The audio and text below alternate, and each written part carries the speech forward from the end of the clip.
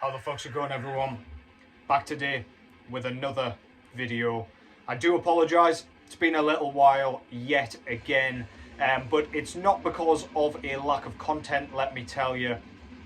I have been getting a shitload, and I mean a metric shitload of records in, both through things that I've ordered, and I also won a 16 record box over in a competition on Instagram that I've been kind of digging through. Haven't been able to even close to fully digest it all, nor appreciate a lot of it yet. So I will be doing that at some point. I'll go through it with you guys. I'll do a giveaway as well, because there were 3 duplicates that I believe are kind of worthy of giving away to some lucky viewer. I will kind of come up with a contest and kind of how you can enter and things closer to the time. But yeah, hope you are doing well. Hope your work week's going well. And yeah, let's get into this. So basically, this is going to be just a vinyl update. I've gotten a bunch of stuff, as I say, that I'm gonna have to start getting through. Otherwise, I'll forget what I've shown in different videos and things like that.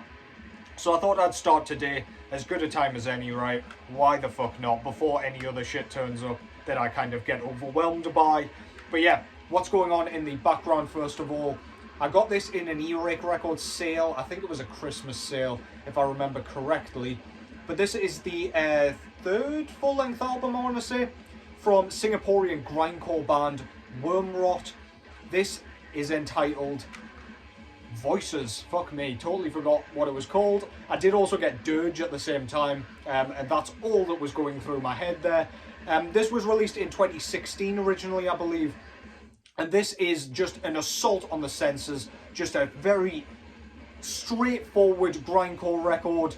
It's not quite as like experimental. There aren't quite as many transitions and things as there were on the newest album, Hiss.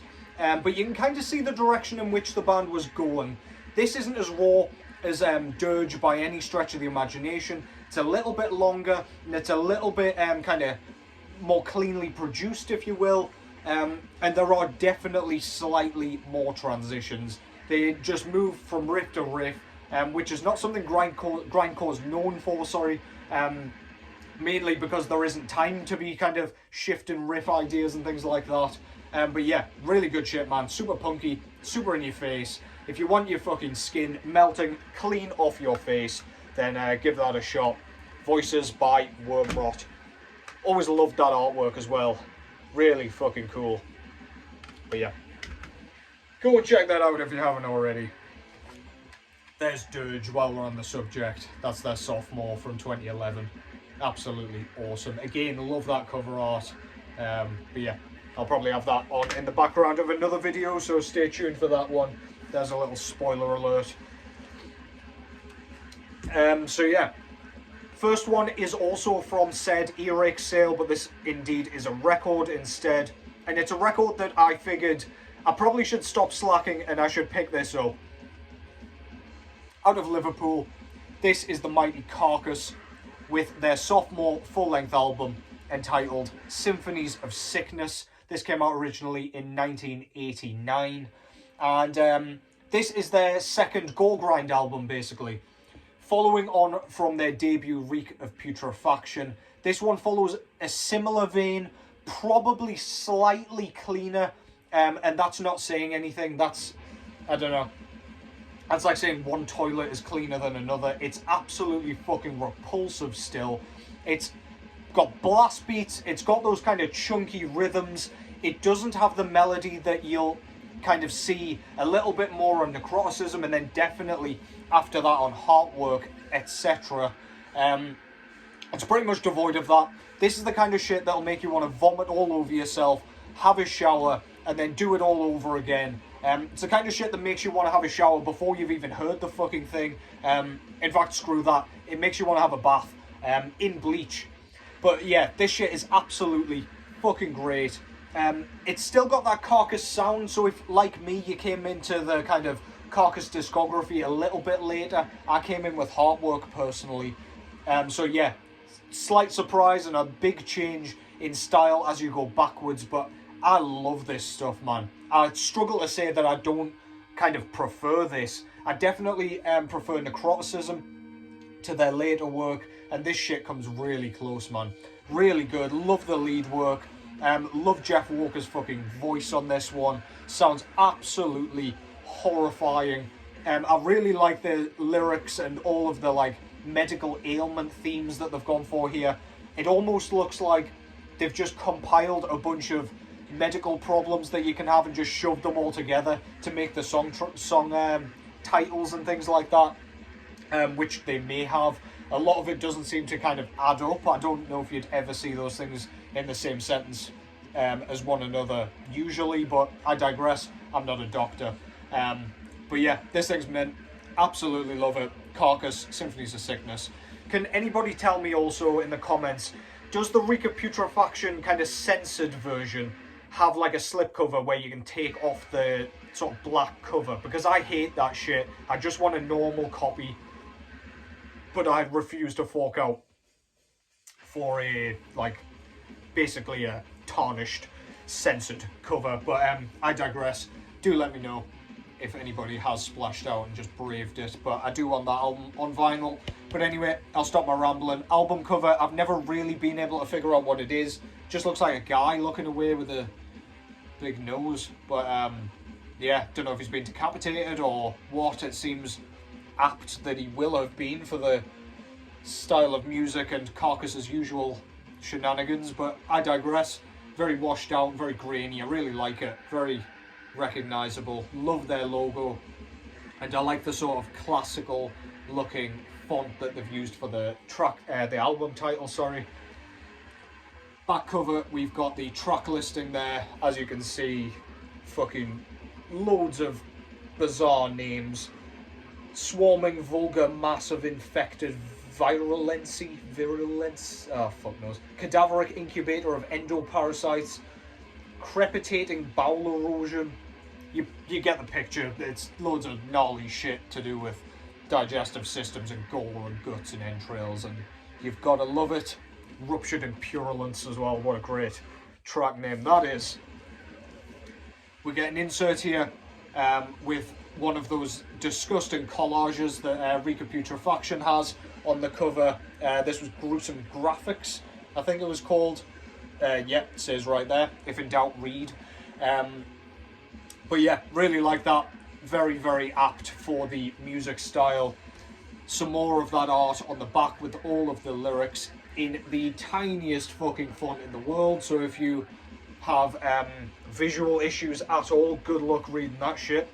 Though, to be honest, it'll help you retain the contents of your stomach if you don't read it, to be honest. This came on silver vinyl.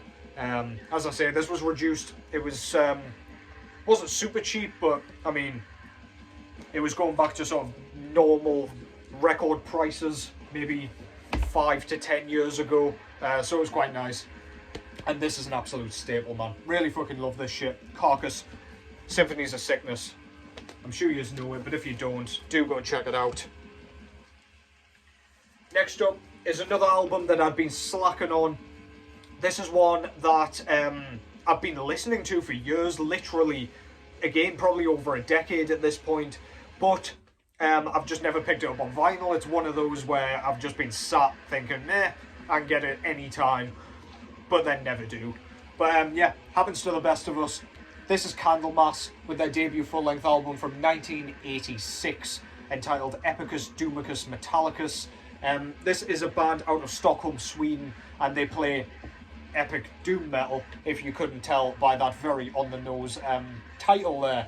But yeah, this thing's absolutely fucking great. The first track, Solitude, is a track that really has stuck with me ever since I was a kid, when I was first kind of getting into metal. I don't know how I stumbled across it, but man, that thing is so kind of mournful. It is unbelievable. You just can't possibly feel anything good whilst listening to that track. It's all about basically dying alone, which is, yeah, do with that what you will, I guess. But yeah, it's really not a fun listen. But we do get some really nice kind of heavy metal solo moments on this. They just kind of burst out the woodwork. It's very mid-paced, and it doesn't really switch it up in terms of like tempos and things like that. And it very much is one of those albums where it sticks to the same formula, sticks to the same riff for a lot of the time, as in one track will have one or two riffs, and they won't divert very much from those. This one has a session vocal performance from Johan Landquist. Unfortunately, he didn't want to become a full-time member of the band, so he did vocals on this and then fucked off, but to my knowledge. But this is one of the most iconic vocal performances of all time, in my opinion. He's just got such a brilliant, brilliant voice. Really, really moving, heart-wrenching and haunting at times. And yeah, it's absolutely brilliant. Fits the music perfectly. And yeah, you feel for the guy, man. Front cover there shows a kind of demon skull that's being impaled by a cross. It's been done very nicely. I don't know how the fuck they managed that, but yeah, some sort of voodoo shit. Candlemass logo there, and the title of the album. Lots more colour on the background. We've got a couple of like weird insectoid alien looking gargoyle things stood on a very colourful altar with the track listing there. This was re-released through Peaceville Records, and very glam, camp looking band photo there. Look at that shit, man. Great stuff. Pretty simple layout for the inserts, or insert I should say. This is also one where it holds the record in, one of those record quivers. It's got an up-close shot of one of those insectoids with the lyrics, credits, and yeah, basically just a little bit of art. Very minimalist, black vinyl as well for black album cover. Doesn't get much more fitting than that. Very apt, very cool. The only other thing that would work with it really would be red or white, but yeah, black I'm more than happy with. Obviously the dominant force on that album cover.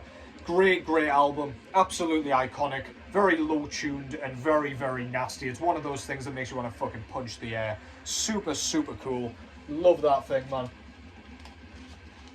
Candlemass with Epicus, Doomicus, Metallicus. Fucking goofy ass name, but very, very fitting, I guess. Next up is a record that I really didn't need, but, well, you know me. I'm a sucker for kind of completionism, especially if I love the band and everything they've done, and that can very much be said for this band out of Tasmania, Australia. This is Black Magick SS with their third EP from 2015 entitled Hidden in Plain Sight. So these tracks did turn up on the Black Abyss compilation album that I do also own. But I just thought it'd be nice to have the kind of individual release.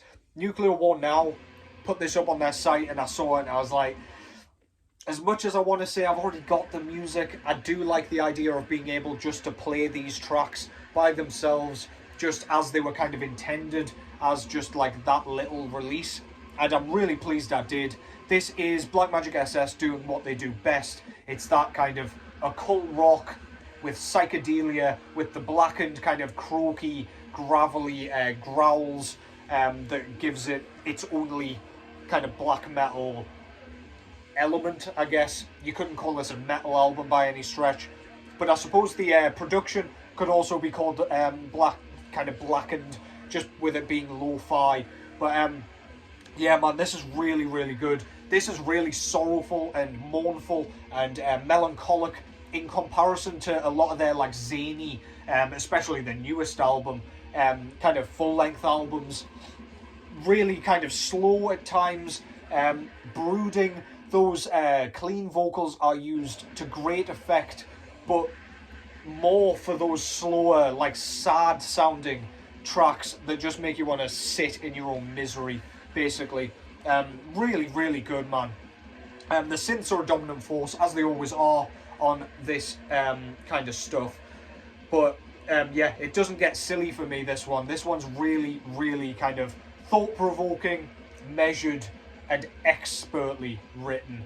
love everything this band's done, minus maybe Dinosaurs off the new album. I still haven't clicked with that track, but it probably will happen. I've been enjoying that album more and more. But yeah, had to get this one, Hidden in Plain Sight. And the album title, I always want to say track title when I'm trying to say album title, but yeah, kind of hints at a swastika hiding in here somewhere.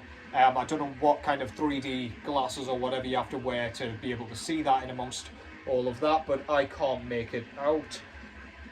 Don't know if it's one of those things where you've got to like squint and it suddenly appears or what, but I digress. Otherwise, it just looks like a hypnotic LSD trip, really, doesn't it?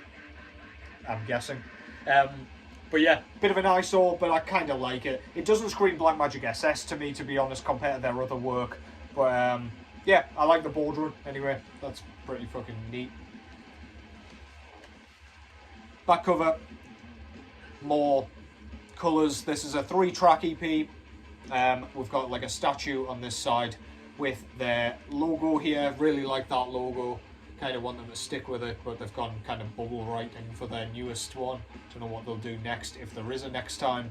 But yeah, this was put out through Darker Than Black Records. This is a repress from last year, and I got number 119 out of 500. Apparently, I've only just noticed that was there, so that's pretty cool as well.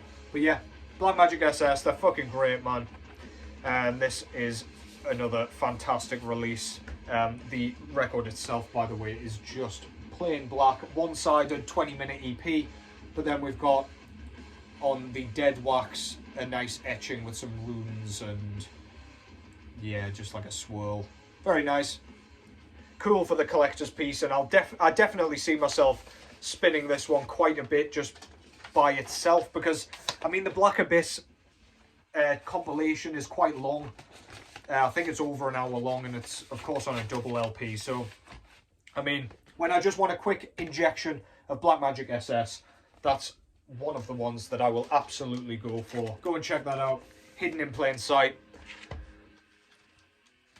And finally, this is a record that I have been aware of for years and years and years, but I've just never been in a position to buy it, whether through money or through it not being in press.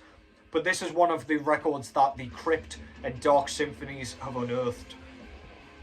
Out of Stockholm, Sweden, we have Epitaph with their debut full-length album entitled Seeming Salvation.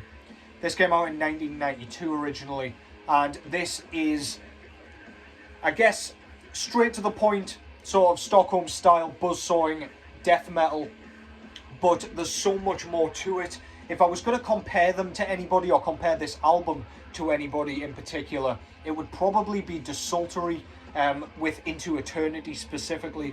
And that's mainly due to the really haunting melodies that they use throughout this. I would say this is a much less kind of sorrowful album to that one. It doesn't have like a gormant kind of feel to it either. It's not like sad. It doesn't feel like despair, basically. Because we've got these really nice kind of mid-paced groovy sections going on in here. They really like their tempo shifts, and they really like their riff transitions. The riff transitions themselves are super cool. The track Chastity, the opening track, sorry, is a track where they change the riff, but only very slightly. They'll change like a few notes towards the end and create like a new lick. So it feels familiar at first, and then you've got to try and kind of keep on with it. It's very, very cool and really well done. Every track here is memorable. I can't remember which is my favourite track on here. I think it might be Self-Inflicted, if I remember correctly. I think that's my favourite track on here. But yeah, I'm fucking hopeless with track names. But yeah, this album's just great, man. It is one of those albums where you can't just listen to individual tracks. You just want to throw it on, endure the full experience in the best possible manner. And yeah, you end up being sacrificed at the altar of the undead. Killer shit, man. Front cover, love their logo. Really, really cool in like a bat sort of style. We've got like some sort of, I don't know, sermon or something going on down here. Some sort of rites being read from a book by some witch character. And yeah, don't know, just looks evil, sinister. Love the kind of bluish tone from like the moon outside and stuff. Very, very cool. Always loved that album cover, man. Back cover, we've got the track listing, the logo again. We've got a weird COVID looking thing. It looks like those things off Dark Souls 3, the DLC, if you know, you know. With the kind of talon things, and then a few band photos. As I say, Dark Symphonies and the Crypt reanimated this corpse. Got an insert here with another band photo, a couple of like little flyers from back in the day, thanks list, all the lyrics on this side here. Very cool. Attention to detail. Pretty much love everything Dark Symphonies and the Crypt does in terms of these re-releases. They always do a splendid job. I thought this was going to be black vinyl when I ordered it, and it turned up and it was kind of orange vinyl with sort of pink and purple splatter effect. Very, very cool. Goes nicely with the cover art for sure. One for Roger there. Know he loves us. Disgraceful looking, flamboyant records, but yeah, that album is great. Holds up with the best of the Stockholm bands for me. Dismember, Carnage, Entombed correctly get their dues, but this band really doesn't, and this album really deserves more praise heaped on it. Go fucking buy it. It's fantastic. If you like any of the aforementioned bands, just buy it. You will enjoy it. It's not mediocre, not even fucking close, so there is no reason you won't fucking dig it. And that concludes that. So, thank you very much, as always, for watching. Thank you for sticking around, even though my kind of upload schedule's been kind of lacking a little bit recently. I've got plenty more to show, so do stick around. I've got a couple of collab ideas floating around in this stupid skull of mine, which I will get around to. I need to contact a few people and see if I can get something sorted. Thank you to everybody who came along to the thrash metal stream the other day as well. There seemed to be a lot of thrash heads out and about compared to our kind of grindcore death metal, black metal ones. Really cool to see you all there. Do come along to the next one, which will be a Relapse Records only stream. Looking forward to that one. Hadn't really thought about that kind of thing. Death metal, black metal, I'm talking about all the time, but I rarely talk about just individual sort of record labels. Something I might do on this channel a little more. But yeah, anyway, hope you're enjoying your work week. Hope it fucking flies over for yous. Let's get to this weekend so I can crack into these records that I've been accumulating over here. Take care as always, and I will catch yous in the next one.